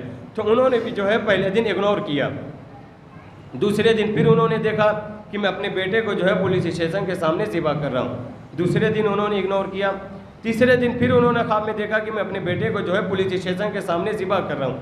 وہ اپنے آپ میں سوچنے لگے کہ لگتا ہے کہ اللہ جو ہے میرا جناب ابراہیم جیسا امتحان لینا چاہتا ہے۔ یہ سوچ کر اپنے بیٹے سے کہا تو بیٹا بھی خوش ہو گیا کہ لگتا ہے کہ میں جناب اسماعیل بننے والا ہوں۔ عزیزان محترم وہ باپ اپنے بیٹے کو لے کر پولیس اسٹیشن کے سامنے آیا اور جیسے ہی جو ہے تلوار چلانے لگا پولیس باہر آئی۔ پولیس نے پوچھا کیا کر رہے ہو؟ کہا میں نے 3 دن خواب میں دیکھا ہے کہ میں اپنے بیٹے کو ذبح کر رہا ہوں۔ تو پولیس نے کہا کہ ذبح نہ کرو۔ انہوں نے کہا کہ میں نے جناب ابراہیم نے بھی خواب میں یہی دیکھا تھا۔ تو عزیزان محترم جناب ابراہیم نے بھی یہی خواب میں دیکھا تھا، لہٰذا وہ اپنے بیٹے کو ذبح کرنے لے کے گئے تھے۔ اب ایک مرتبہ پولیس والا کہتا ہے وہ جناب ابراہیم تھے اور تم جو ہے جناب ابراہیم نہیں ہو۔ عزیزان محترم پولیس والے نے ایک جملہ کہا تم نے اتنا زیادہ اپنے آپ کو نبی جیسا کہہ دیا، اتنا یاد رکھو تم نبی جیسے نہیں ہو سکتے۔ اس پولیس والے نے اس مولوی سے کہا کہ تم اپنے آپ کو کہتے کہ تم نبی کے جیسے ہو، بس اتنا یاد رکھ لو تمہارا خواب بھی نبی کے جیسا نہیں ہو سکتا، تم تو نبی کے جیسے بعد میں ہوگے، تمہارا خواب بھی نبی کے جیسا نہیں ہو سکتا۔ تو عزیزان محترم، جو لوگ یہ دعویٰ کرتے ہیں کہ ہم نبی ہمارے جیسے، ان کے دعوے کو کبھی نہ مانیے گا۔ اور عزیزان محترم، علی کی ولایت کو جو اپنے دل میں سنبھال کے رکھیے گا، یہ بہت بڑی نعمت ہے، اسے سنبھال کے رکھیے، کیونکہ یہی نعمت ہے، ایک ایسی نعمت ہے کہ جس کے لیے قرآن کی آیت موجود ہے۔ جب بات آ گئی تو کہتا چلوں کہ آج زمانہ جو ہے علی کا دشمن بنا بیٹھا ہے، لوگ کہتے ہیں یہاں سے علی کو نکالو، لوگ کہتے ہیں وہاں سے علی کو نکالو، لیکن اگر انہیں سمجھانا چاہے کہ علی کی عظمت کیا ہے، علی کی ولایت کیا ہے، تو عزیزان محترم انہیں بات سمجھ میں آ جائے گی۔ بس غدیر کی ایک جھلک میں آپ کو دکھلاؤں گا کہ مولا کائنات کی ولایت کی اہمیت کیا ہے، مولا کائنات کی ولایت کا انداز کیا ہے۔ جب مولا رسول کائنات نے کہا تھا من کنت مولا فہذا علی مولا، اس وقت جناب جبریل ایک آیت لے کر نازل ہوئے، اور وہ آیت یہ تھی الیوم اکملت لکم دینکم واتممت علیکم نعمتی ورضیت لکم الاسلام دینا۔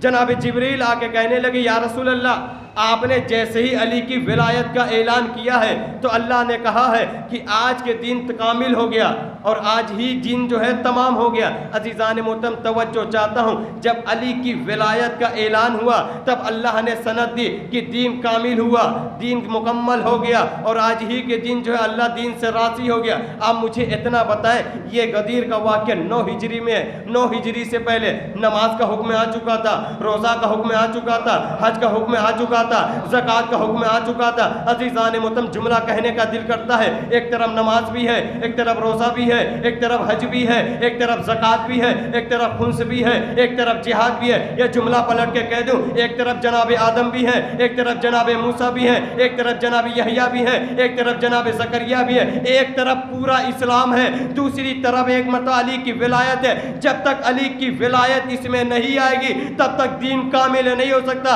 اے مسلمانوں، جب علی کی ولایت کا اعلان نہ ہو تو اللہ کا دین کامل نہیں ہوتا، علی کی ولایت نہ ہو تو تمہارا ایمان کیسے کامل ہوگا؟ تمہارا ایمان کیسے کامل ہو سکتا ہے؟ عزیزان محترم، نعمت کی ولایت نعمت کو سمجھیے گا، ایک طرف پورا دین ہے، لیکن جب تک علی کی ولایت آ کے اس میں اٹیچ نہیں ہوگی تب تک دین کامل ہونے والا نہیں ہے۔ اور عزیزان محترم، جن کے دل میں علی کی ولایت نہیں ہے، اگر وہ جتنی بھی عبادتیں کر لیں ان کی کوئی بھی عمل قابل قبول ہونے والی نہیں ہے۔ یہی جملہ ہے روایت کا کہ جن کے دل میں علی کی ولایت نہیں ہوتی ہے، وہ جب نماز پڑھنے کے لیے جاتے ہیں تو ان کے ساتھ میں شیطان بھی جاتا ہے، شیطان ساتھ میں جاتا ہے۔ وہ مسجد کے دروازے پر پہنچتے ہیں، شیطان دیکھتا رہتا ہے، مسجد میں چپل اتارتے ہیں، شیطان دیکھتا رہتا ہے۔ یہ ایک مرتبہ وضو خانے کی طرف بڑھتے ہیں، شیطان دیکھتا رہتا ہے۔ یہ وضو کرتے ہیں، شیطان دیکھتا رہتا ہے۔ یہ مصلی پر آتے ہیں، شیطان دیکھتا رہتا ہے۔ یہ تکبیر کہتے ہیں، شیطان دیکھتا رہتا ہے۔ یہ سورہ الحمد پڑھتے ہیں، شیطان دیکھتا رہتا ہے۔ یہ ایک مرتبہ رکوع میں جاتے ہیں، شیطان دیکھتا رہتا ہے۔ سجدہ کرتے ہیں، شیطان دیکھتا رہتا ہے۔ نماز پڑھتے ہیں، شیطان دیکھتا رہتا ہے۔ جیسے ہی ان کی نماز تمام ہوتی ہے فوراً شیطان کہے لگا کے ہنستا ہے اور ایک جملہ کہتا ہے کہ میں نے صفی اللہ کا انکار کیا تھا، اللہ نے مجھے جنت سے نکال دیا، تم نے ولی اللہ کا انکار کیا ہے۔ میں نے صفی اللہ کا انکار کیا تو اللہ نے مجھے جنت سے نکال دیا، تم نے علی ولی اللہ کا انکار کیا تو اللہ تو تمہیں جنت میں ڈالے گا بھی نہیں۔ تو عزیزان محترم، ولایت کی یہ نعمت جو ہے بہت اہم ہے، اسے سنبھال کے رکھیے، اور جتنا زیادہ ہو سکے اس پورے ایام اعظام میں امام حسین کے لیے زیادہ سے زیادہ مجلسیں برپا کیجیے، زیادہ سے زیادہ بڑے سے بڑے تبرک بانٹیے۔ اس دنیا میں بہت سے لوگ آپ کو ملیں گے، بہت سے لوگ اشکال کرتے ہوئے ملیں گے کہ امام حسین کے لیے اتنا بڑا تبرک نہ کرو، امام حسین کے لیے اتنا بڑا کھانا نہ کرو، امام حسین کے لیے اتنی مجلسیں نہ کرو۔ عزیزان محترم، ان کی باتوں میں کبھی نہ آئیے گا، جتنا زیادہ ہو سکے اتنا زیادہ امام حسین کے لیے مجلس کیجیے، جتنا زیادہ ہو سکے امام حسین کے لیے تبرک کا اہتمام کیجیے۔ بس آخری بات کہ جب امام حسین علیہ السلام کے لیے اگر کوئی 1 درہم خرچہ کرتا ہے، یہ اللہ کا وعدہ ہے، اس بات کو جو ہے گانٹھ بنا کے رکھ لیجیے اپنے اندر، اگر کوئی امام حسین علیہ السلام کی عزاداری کے لیے 1 روپیہ خرچہ کرتا ہے تو یہ اللہ نے وعدہ کیا ہے کہ میں اسے اس 1 روپیے کے بدلے 70 روپیہ عطا کروں گا۔ اللہ کہتا ہے میں اسے اسی دنیا ہی میں اس 1 روپیے کے بدلے 70 روپیہ ادا کروں گا۔ عزیزان محترم، اسی لیے زمانہ پریشان ہے، زمانہ حیرت زدہ ہے۔ لوگ یہی کہتے ہیں کہ جہاں کہیں بھی پروگرام ہوتا ہے وہاں سے لوگ جو اپنے آپ کو گھٹانا شروع کر دیتے ہیں، لیکن شیان حیدر کرار کا پروگرام بڑھتا چلا ہی جا رہا ہے۔ انہیں نہیں معلوم کہ ہم 1 روپیہ خرچہ کرتے ہیں، اللہ 70 روپیہ میں دیتا ہے۔ تو عزیزان محترم امام حسین کی عزاداری میں خرچ کرنے کے لیے کبھی بھی کنجوسی نہ کیجیے گا. اللہ کا وعدہ ہے کہ تمہیں اس دنیا میں اس 1 روپے کے بدلے 70 روپیہ عطا کرے گا. اور یہی وجہ ہے اللہ نے کہا ہے کہ اس کی جزا میں تمہیں جنت میں بھی دوں گا, جنت میں تمہارا اعلیٰ مقام ہوگا. لیکن تم نے جو پیسہ خرچہ کیا ہے اس پیسے کی برکت میں تمہیں دنیا ہی میں عطا کر دوں گا. اور یہی وجہ ہے, آپ نے دیکھا ہوگا کہ پچھلے سال کم مجلسیں ہوتی تھی, اس سال اور زیادہ ہونے لگی. پچھلے سال تبرک میں یہ رہتا تھا, اس سال تبرک اور زیادہ بڑھ گیا. اس کی وجہ یہی ہے کہ سارا پیسہ ختم ہو سکتا ہے لیکن امام حسین کے نام پر ختم ہونے والا پیسہ کبھی نہیں ختم ہوگا, کیونکہ اللہ نے وعدہ کیا, ہمارے رزق کا اللہ نے وعدہ کیا. اللہ نے امام حسین علیہ السلام کو اتنی بڑی جزا کیوں دی تھی؟ اس کی اصل وجہ یہ تھی کہ کیونکہ امام حسین علیہ السلام نے کربلا کے میدان میں پورے دین کو بچایا تھا. عزیزان محترم, میں نے آپ کے سامنے 3 دن جو مصائب پڑھے تھے وہ کربلا والوں سے متعلق تھے, لیکن اتنا یاد رکھیں کربلا دین اسلام جو ہے کربلا میں ضرور بچا ہے, لیکن کربلا جو بچی ہے وہ کوفہ و بازار اور شام کے بازار سے بچی ہے. اگر یہ قافلہ جو ہے اسیر ہو کے کوفہ و بازار, کوفے کے بازار اور شام کے بازار میں نہ جاتا تو پھر یہ کربلا جو ہے بچنے والی نہیں تھی.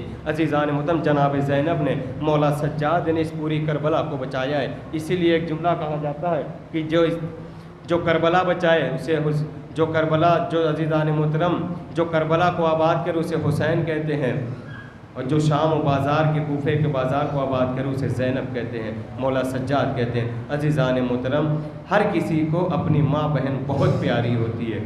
ہر کوئی چاہتا ہے کہ اگر بازار میں رش ہو تو میری مائیں بہنیں اس ٹائم جو ہے بازار میں نہ جائیں, کیونکہ اس ٹائم بازار میں رش ہوتا ہے. ہر جو ہے حیرت زدہ حیرت مند انسان یہی چاہتا ہے کہ میری ماں بہنیں جو ہے کہ بازار میں کسی رش میں نہ جائیں. لیکن ذرا کوئی مولا سجاد کے دل سے پوچھے. عزیزان محترم, مولا سجاد کے غربت پڑھنے کے لیے بہت جملے ہیں. میں جہاں سے جناب مولا سجاد کے غربت شروع کر رہا ہوں وہاں سے توجہ دیجیے گا کہ مولا سجاد کی غربت کہاں تک پہنچی ہوئی تھی. روایت کا جملہ ہے کہ جب 11 محرم الحرام کو یہ لٹا ہوا قافلہ کربلا سے چلنے لگا, عزیزان محترم مجھے نہیں معلوم تھا کہ اس جو ہے مجلس میں ہماری مائیں بہنیں بھی آتی ہیں. اگر ہماری مائیں بہنیں اس مجلس میں آئی ہیں تو میں صرف ان سے ایک ہی گزارش کروں گا کہ میری مائیں بہنیں اگر مجلس میں بیٹھی ہو تو مجلس میں بیٹھتے وقت یا جو ہے مجلس میں بیٹھ رہی ہو جب تو اپنے پہلو کو جو ہے ذرا آہستہ سے بدلنا. اللہ جانے کس کے پہلو میں جناب سید عالمیان بیٹھی ہوں, اللہ جانے کس کے پہلو میں جناب زینب بیٹھی ہوں, اللہ جانے کس کے پہلو میں جناب سکینہ بیٹھی ہوں. اے میری مائیں بہنوں, اگر اپنے پہلو کو بدلنا تو بڑے آرام سے بدلنا. تمہیں نہیں معلوم آنے والی خواتین کتنی زخمی ہیں. ارے ایک بیوی ہے جو آج بھی اپنے ہاتھ کو کمر پہ رکھی ہوئی ہے اور ایک ہی جملہ کہتی ہے, مسلمانوں نے مجھے ایسا زخم دیا ہے کہ 1400 سال بیت گئے ہیں پھر بھی زہرا کا ہاتھ پہلو پہ ہے. ایک بیوی ہے جو 4 سالہ بچی ہے, ارے وہ اپنے اسی لباس میں آئی ہوگی. یہ وہی لباس ہے جو کربلا میں اس لباس میں آگ لگی تھی. اجرکم اللہ خیر جزا. اے میری ماں بہنوں, اپنے پہلو کو ذرا حصے سے بدلنا. میں کربلا والوں کے مصائب شروع کرنے والا ہوں. عزیزان محترم, جب یہ 11 محرم الحرام کو یہ قافلہ چلنے لگا تو لوگوں نے, عمر سعد نے کہا ارے اس قافلے کو اسی لاشوں کے درمیان سے گزارا جائے. عزیزان محترم, دل تھام کے رو لینا. ارے اس وقت لیلا کے دل پر کیا گزر گئی ہوگی جب اپنے 18 سال کے کڑیل جوان کو دیکھا ہوگا. اس لیلا کے دل پر کیا گزر گئی ہوگی. ارے اس پروا کے دل پر کیا گزری ہوگی جب اپنے قاسم کو کئی حصوں میں دیکھا ہوگا. عزیزان محترم, ساری بیویاں اپنے اپنے وارثوں سے گزر رہی تھی. اب ایک مرتبہ جناب زینب نے کیا دیکھا, میرے بھتیجے سید سجاد کے چہرے کا رنگ متغیر ہو گیا.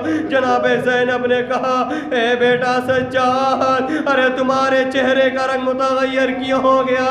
اے بیٹا ابھی تو کربلا ہے, ابھی کربلا سے کوفہ سے شام جانا ہے. بیٹا تمہارے چہرے کا رنگ متغیر کیوں ہو گیا؟ مولا سجاد نے فرمایا اے پھوپھی اماں, انصاف سے بتائیے گا, ارے جس کا جوان بیٹا موجود ہو اس کے بابا کا لاشا کربلا کی تپتی زمین پر بے گور و کفن پڑا ہوا ہے، لیکن اے بوبی اماں وہ بیٹا کرے بھی تو کیا کرے، کتنا مجبور ہے، ہاتھوں میں ہتھکڑیاں ہیں، پاؤں میں بیڑیاں ہیں، گلے میں خاردار توک ہے۔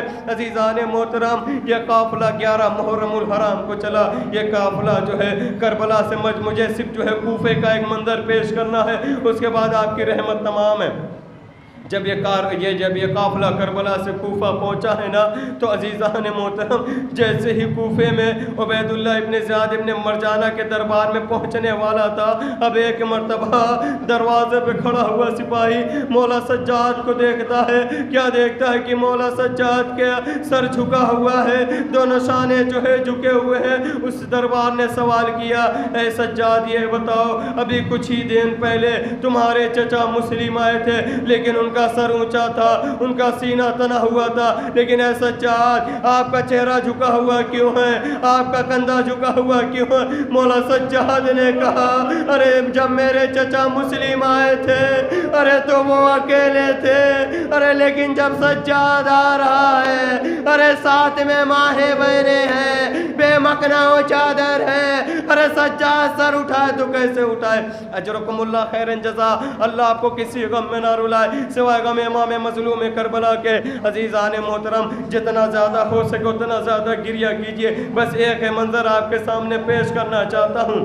اے میری ماں بہنوں اتنا یاد رکھو، اے میرے عزاداروں اتنا یاد رکھو، جہاں کہیں بھی مجلس ہوتی ہے، ہماری مجلس میں کوئی آئے چاہے نہ ہے، لیکن ہمارا عقیدہ ہے کہ ہمارا وقت کا امام ضرور آتا ہے، قیدی بیمار ضرور آتا ہے۔ اور میری ماں بہنوں اتنا یاد رکھو، ہماری مجلسوں میں کوئی آئے چاہے نہ ہے، لیکن 3 بیویاں ضرور آتی ہیں۔ پہلی بیوی جنت البقیع سے آتی ہے، دوسری بیوی شام سے آتی ہے، تیسری بیوی شام کے قید خانے سے آتی ہے۔ اور جہاں کہیں بھی یہ بیویاں آتی ہیں، اور جب آپ کے رونے کی آواز بلند ہوتی ہے تو 4 سالہ بچی اپنی پھوپھی سے پوچھتی ہے، اے پھوپھی اماں، اے پھوپھی اماں یہ لوگ رو کیوں رہے ہیں؟ جناب زینب کہتی ہے، بیٹی سکینہ یہ تیرے بابا کے غم میں گریہ کر رہے ہیں۔ جناب سکینہ کہتی نہیں پھوپھی اماں یہ میرے بابا پہ گریہ نہیں کر رہے۔ جناب زینب کہتی ہے، اے بیٹی سکینہ یہ تیرے بابا پہ گریہ کر رہے ہیں۔ جناب سکینہ کہتی پھوپھی اماں جب یہ میرے بابا پہ گریہ کر رہے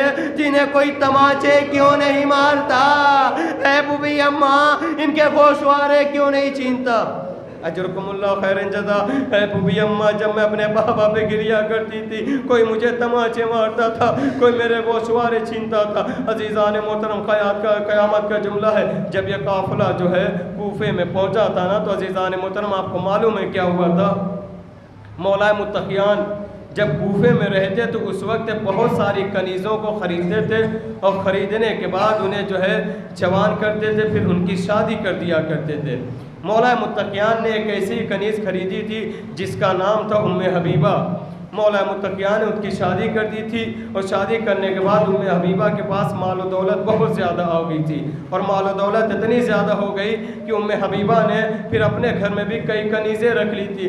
عزیزان محترم جب یہ لٹا ہوا قافلہ جب کوفے پہنچا تھا نا، تو عزیزان محترم ایک مرتبہ جناب ام حبیبہ کے کانوں میں آواز پہنچی، گھوڑوں کی ٹاپوں کی آواز پہنچی، تو ایک مرتبہ ام حبیبہ نے کہا، ارے جاؤ باہر دیکھ کے آؤ، ارے ماجرا کیا ہے، یہ اتنا زیادہ شور کیوں ہو رہا ہے؟ جناب ام حبیبہ کی ایک کنیز باہر گئی، اور باہر جانے کے بعد فوراً اندر آ کے کہتی ہے، اے بی بی میں باہر جو ماجرا دیکھ کے آ رہی ہوں وہ آپ کو بیان نہیں کر سکتی۔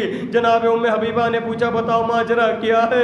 اب ایک مرتبہ اس نے کہا، ارے میں ابھی باہر دیکھ کے آ رہی ہوں، 18 سر ہیں جو 9 کے نیزہ پر ہیں، اور کچھ بیویاں ہیں جو بے مخنا و چادر ہے۔ عزیزان محترم ام حبیبہ کہتی ہے کہ مجھے تمہاری بات پہ اعتماد نہیں ہے، تم ذرا جو ہے ذہین نہیں ہو۔ اب ام حبیبہ نے اپنی اس کنیز کو بھیجا جو بہت زیادہ ذہین دار تھی۔ اب وہ جو واپس آئی ہے تو روتی ہوئی آئی ہے، بلکتی ہوئی آئی ہے۔ اب ایک مرتبہ ام حبیبہ نے پوچھا تم نے باہر ماجرا کیا دیکھا؟ اس کنیز نے کہا کہ شہزادی میں نے باہر ماجرا دیکھا کہ کچھ بیویاں ہیں جن کے سر پہ چادر نہیں ہے، انہی بیویوں میں ایک 4 سالہ بچی بھی ہے۔ اب ایک مرتبہ کچھ لوگ تماشائی دیکھنے والے آئے تماشائیوں میں اب ایک مرتبہ ایک مومنہ لگتا ہے ایک مومنہ تھی اس نے اپنے بچے کو دودھ پلانے کے لیے دودھ لائی تھی لیکن اس نے جیسے 4 سالہ بچی کو دیکھا تو فوراً دودھ اس کی طرف کیا تو اس میں سے ایک بڑی بی بی نے کہا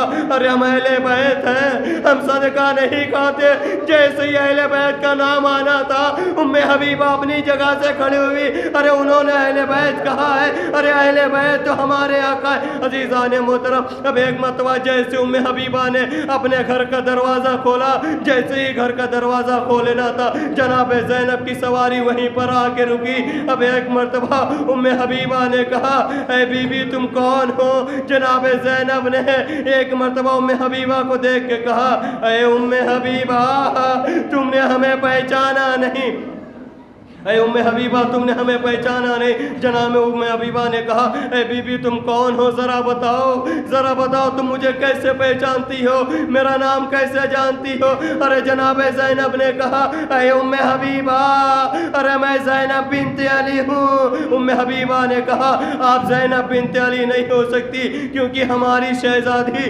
زینب بنت علی کے عباس جیسا بھائی ہے حسین جیسا بھائی ہے ارے جس کے 18 بھائی ہے جناب زینب نے کہا اے ام حبیبہ ارے وہ نیزہ پہ سر دیکھو ارے یہ عباس کا سر ہے یہ حسین کا سر ہے اے ام حبیبہ ہم کربلا میں لٹ گئے اے ام حبیبہ ہم کربلا میں تباہ و برباد ہو گئے ہمارے سروں سے ردائیں چھین لی گئی انا للہ و انا الیہ راجعون رضا بقضاء و تسلیم الامر سيعلم الذين ظلموا أي منقلب ينقلبون الہی بحق الزہرا وحبیہ وبالہ وبنی وسر المستضعفیہ باراللہ ہماری اس مختصر سی عبادت کو قبول فرما باراللہ جو بیمار انہیں شفائے کلی عطا فرما باراللہ جو مقروض ان کا قرض ادا غیب سے کر دے باراللہ جن کی جو تمام نیک حاجتوں کو برلا باراللہ دنیا میں جہاں کہیں بھی شیان حیدر کرام تک کی جان مال عزت و آبرو کی حفاظت فرما باراللہ امام حسن کے ظہور میں تاجیل فرما ہم کو ان کے مخلص غلاموں میں شمار فرما ربنا تقبل منا انک انت السمیع الدعاء